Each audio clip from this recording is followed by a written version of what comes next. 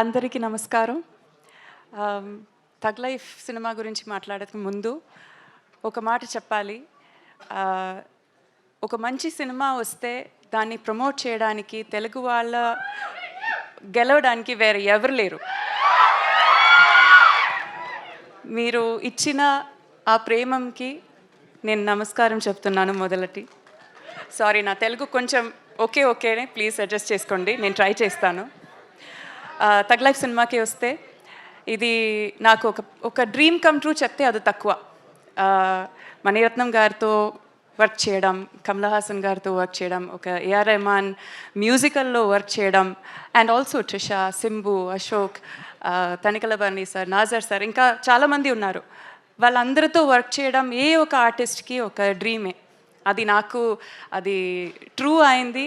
I feel very very humbled and very honoured for that.